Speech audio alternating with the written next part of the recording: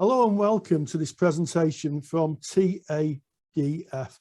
With me today is Mamood Ahmad, who is in fact the leader in this kind of initiative, and I'm also joined by a colleague, Lucy Cooper from Plymouth Marjon University. So welcome both, and this is a really exciting and groundbreaking venture, I think. And what I'm going to do is I'm going to hand it over to Lucy, and I guess the first question I'd like to ask you, Lucy, is why is it important that we embed race and cultural awareness within our training?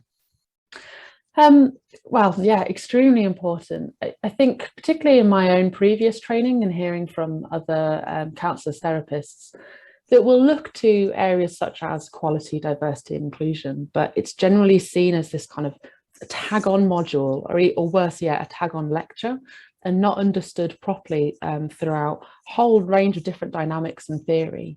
So when it's kind of treated like that, it's very much misunderstood. It's not dealt with competently. It's not dealt with ethically. It leaves a lot of therapists going into the big wide world of therapy very unprepared and a little bit clumsy, I think, and potentially harmful as well in the way in which they practice. So I think it's important to not just embed it throughout the course, but to be done in such a way that it's going to allow students to really be critical, really raise their awareness in terms of their own race and culture and how that can impact and be brought into the room, and therefore how they can better support their clients with whatever they are bringing into the room. But also how can it be done in a way that also doesn't further traumatize or distress some of our students who have lived experience of racial trauma? How can we do this as a training provider in a way that's going to be throughout the course as opposed to this little tag on, and is going to better equip them going forward? Well, I think that's a great introduction, and I picked up the word clumsy because I think that most people don't deliberately go out to not be attuned to clients, but without that core competence level and that understanding, as you say, of your own, your own cultural heritage and the messages you get from society in general, clumsy you can be. So, Mamood, what kind of training is essential for people who want to look at their competencies in terms of race and culture?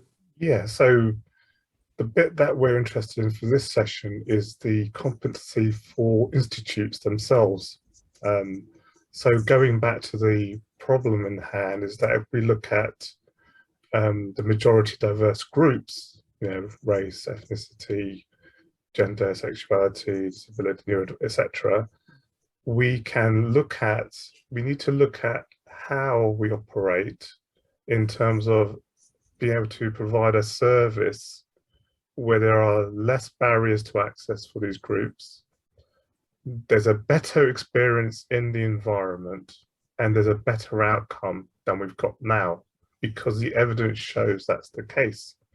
So the idea behind TADF is to provide a glue for that, is recognizing that these are specialist areas, these are up-and-coming areas, and that we need to support institutes positively and proactively with services for them to be able to do this work. So the things that we're providing are train the trainer. We're providing support for the curriculum and embedding it throughout the practice. But we have to consider the whole system, not just individual, personal, just one trainer. So thinking about how we do that, how we support that, given that actually many may not have the skills yet to do that. It shouldn't be a speciality, I don't think, but I think it is at the moment. But I think what we can do then is support them with services and bringing the community of people that work together across institutes to help each other embed anti-oppressive practice into the organization, into the curriculum, into the spaces, and into the training and supervision that's provided. So this is an holistic approach. A holistic. It sounds to me like an holistic approach.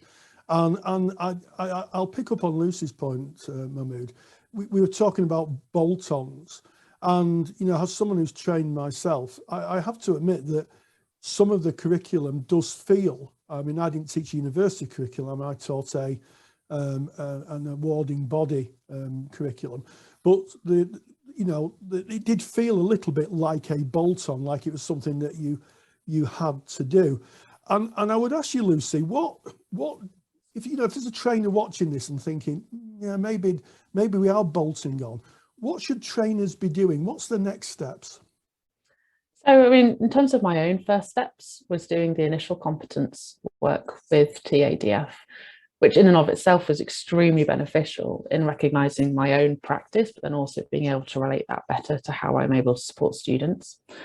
But for me, so much of it is on the groundwork. I think if it's treated as this kind of a bolt-on, it means that we're not helping to prepare a safe environment for students to have those conversations, to have that opportunity to really critically reflect what are their biases, do they engage in microaggressions, what is their culture, and then being able to have those supportive conversations with one another. Those kind of almost ground rules are what's really necessary. And if it's able to kind of foster that throughout the entire of the curriculum, then it just has almost a knock-on effect for so many other elements as well, by being able to continuously have really supportive conversations to really open up reflection and self-awareness. And therefore to treat the subject matter in a way that is sensitive, competent and ethical going forward. I'm not sure if that quite answers the question, but I suppose just to me, by treating it as a bolt-on, it's just not doing it a service, and it's not supporting some of the students as well who could be really triggered by some of the content and potentially further harmed and silenced, by creating a culture within the programme of let's be critical, let's really consider things, let's have careful conversations in an anti-shame, anti-blame kind of manner. Then it's just going to further enhance their learning, really further develop their skills and lead to some really top-notch quality counsellors by the end of it. Yeah, absolutely. And I think, again, I take your point up about bolting on and integration. It seems to me that there's a big difference between popping a module in just to go through the criteria and then coming out of it, and actually having it integrated within service deliveries and in the wider context of education, not just the conversations within maybe the counselling faculty, but across all disciplines, and to bring it up as an agenda item to make people aware. So I heard you say, Lucy, that you've undergone the training yourself, and it sounds to me that that's an integral part of TADF training. So Mamood, what is the next steps? If a trainer's watching this and they're thinking, actually, I think we need to be more integrative than bolt-on, my words, what do you think a trainer should do? What are the next steps? Yeah, if that's where we come in, really. From our perspective, we have developed a framework, a standards framework for this training. We have pathways, which roughly, if I just give that pathway, is first of all, we put people through a certified therapist training for race and culture and anti-oppressive practice, which consists of 32 hours, group work and assessment.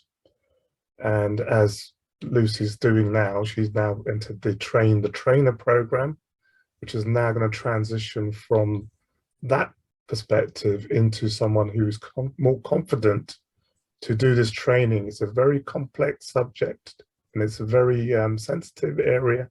It shouldn't be, but it is. So we need to raise standards of competence. So any organizations who want to put themselves through this, we do that in a very nurturing way. We do it in a very person-centered way, because we are trying to create opportunities and open learning experiences for this, and support even within taking workshops, so that they can have a transition where they come in to do our workshops as a background person, and then leading on to becoming a sort of lead for this work. And having that confidence and the badge that says, actually, they've been certified as a trainer. So we have several organizations now who are contacting us, and several organizations that are affiliated to TADF to do this work. And this is what I'm encouraging people to do, to contact us so that we can help you with the curriculum planning. We can help you with looking at your organization, the structure of it, and we can help individuals gain the competency they need. But also we provide transition services. In other words, if you are not confident enough to do it by yourself, we will, through our network, support you with that by providing assessment, providing curriculum, providing the training, even and coming and supporting that. So the hope is that people will then join together this network and help each other across institutes as well. So that's the positioning of what to do if you are interested in this work.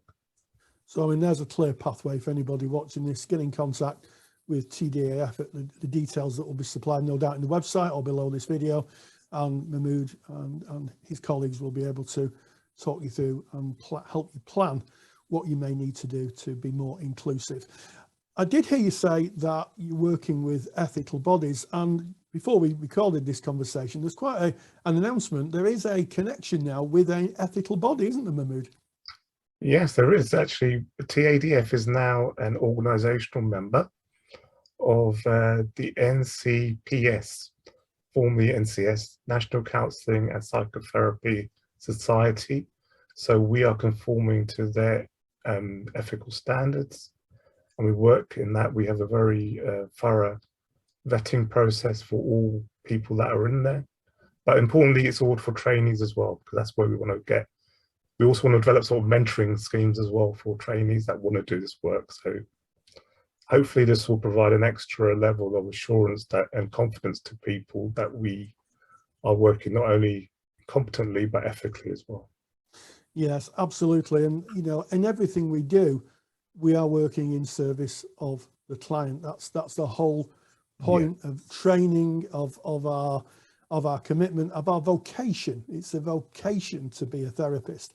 And we need to be thoughtful that we're working in the service of every client we meet and meeting them where they are, no matter what their culture, their sexuality, their gender, their worldview is. We need to meet them where they're at. And I think this is why this type of training, and certainly the initiative of TDF, is so important. So all it goes for me to say is to thank Lucy Cooper and Mamood Ahmad. Thank you very much. Thank you.